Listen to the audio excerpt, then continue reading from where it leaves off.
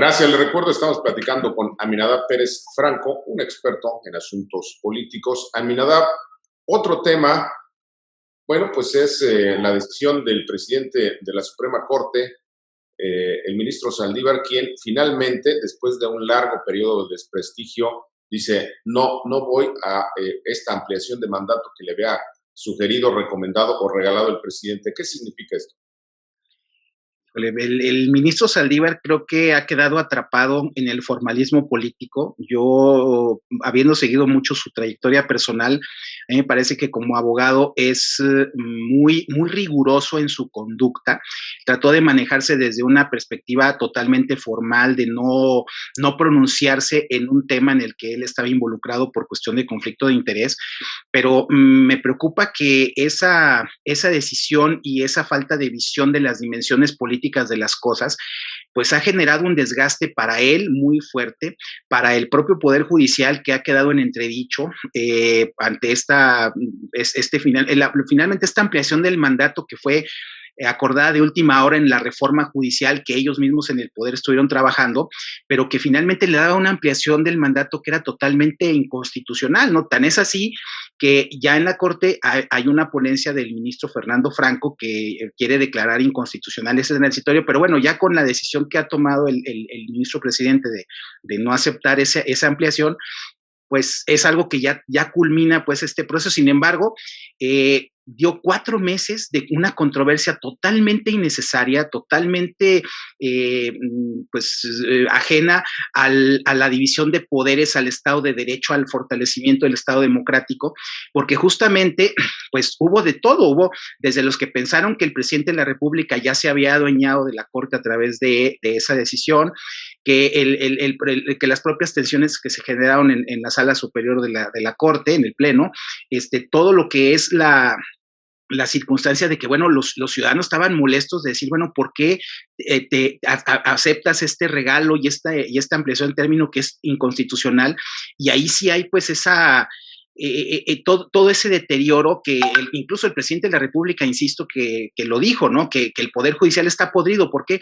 Porque finalmente él quiere volver a someterlo, quiere que otra vez el presidencialismo le dé el predominio al Ejecutivo, pues sobre la Corte y sobre el Congreso y sobre todo, y por eso fue muy dañina la decisión, aunque yo sí creo que sí es de reconocerse y de aplaudirse que finalmente haya entrado en razón el ministro Saldívar y haya desechado esa posibilidad. Hay quienes dicen que esto tuvo, digamos, como antecedente lo que pasó en el Tribunal Electoral, algo así como escucha Juan para que entiendas Pedro. Hay varias circunstancias, mira, incluso en redes sociales hace algunas semanas aparecieron unas fotografías del ministro allá en Nueva York haciendo compras, en algo que es perfectamente normal y natural, pero pues es una invasión a la privacidad, ¿no? En el tema del tribunal, pues por supuesto que hay este riesgo de que cuando tú ves las barbas de tu vecino cortar, te pones las tuyas a remojar y dices, bueno, si ya destituyeron al magistrado Vargas, al rato que el ministro Saldívar no quiere terminar en esas mismas condiciones, ¿no? Pero yo creo que lo importante es que si él es el garante del Estado de Derecho y si él es además un hombre que sí tiene una perspectiva que más allá de las decisiones controversiales que él ha promovido, a ver, él trata de que sea la Suprema Corte como en los Estados Unidos, ¿no? Él, por ejemplo, rechaza todas estas prácticas de los alegatos de oídas, de todas las presiones. Él quisiera que el Poder Judicial estuviera más allá de la realidad y que simplemente los juicios se resolvieran en función de las pruebas que se hacen valer en un proceso, en un tribunal.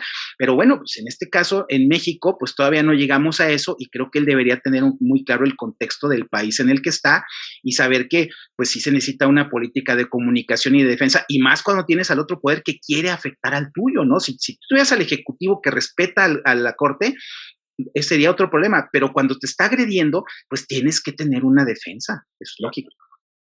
Otro tema, Aminadab Pérez Franco, bueno, pues está ya cantada también por el propio presidente la revocación de mandato, que todavía no hay la ley reglamentaria, pero dice el presidente, con ley o sin ley va.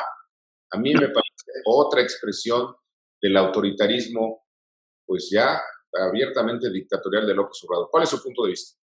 A ver, yo creo que la revocación del mandato no se debería siquiera hacer, por una razón muy sencilla. Y tú lo sabes muy bien, Ricardo. En materia electoral, no se pueden modificar las leyes un año antes del proceso.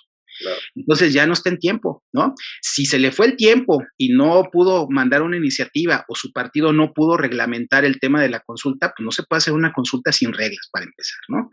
Segunda, a mí me parece que en todos los países donde estos gobiernos populistas, porque son los gobiernos populistas los que impulsan esta figura de la revocación del mandato, llamada así tramposamente, porque en realidad lo que buscan es la consolidación del mandato, es la reelección anticipada, es el hecho de poder justificar las intentonas de adueñarse del poder y permanecer más allá de los periodos constitucionales, ¿no? Es romper finalmente el orden político.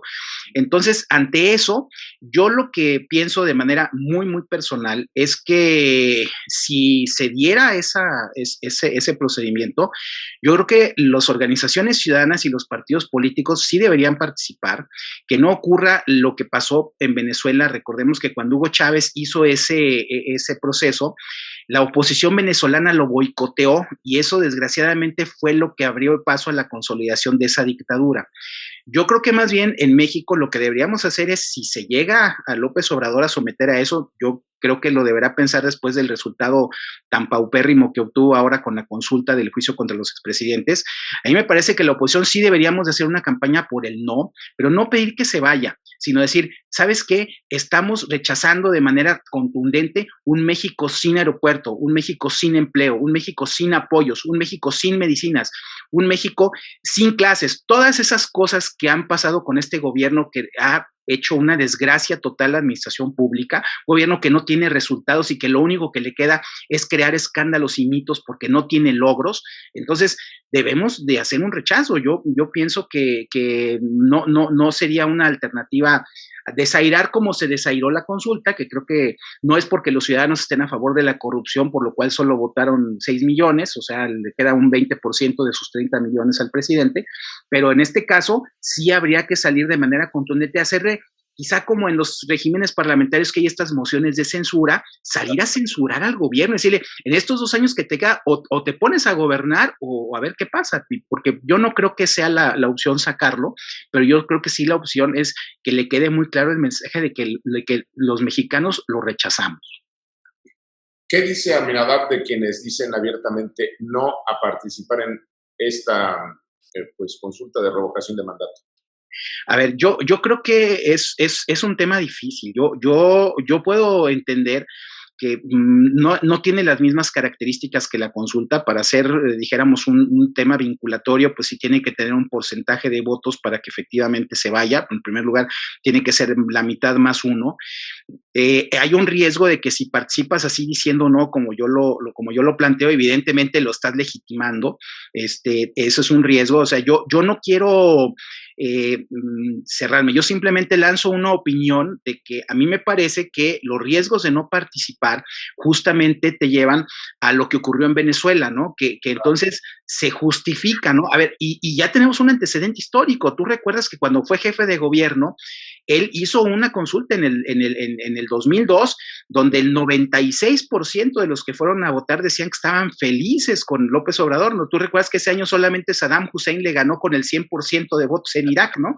Pero bueno, eso finalmente no representó nada porque su gobierno siguió siendo un desastre y luego vinieron los videoescándalos, la corrupción, todo lo que ya sabemos, que es lo mismo que está pasando hoy, pero lo va a querer encubrir en un supuesto apoyo popular. O sea, a ver, estratégicamente, si no se participa y no se censura, él va a tomar un aire, va a querer tener como una segunda luna de miel, como una segunda legitimación de su mandato, que eso es lo que también hay que tener muy en cuenta como un riesgo político, ¿no? Muy bien. Se nos terminó el tiempo, Aminadab. En otro momento seguimos platicando. Gracias. Claro que sí. Un saludo a todos. Buenas. Me parece una estupenda conversación. No se vaya, tenemos más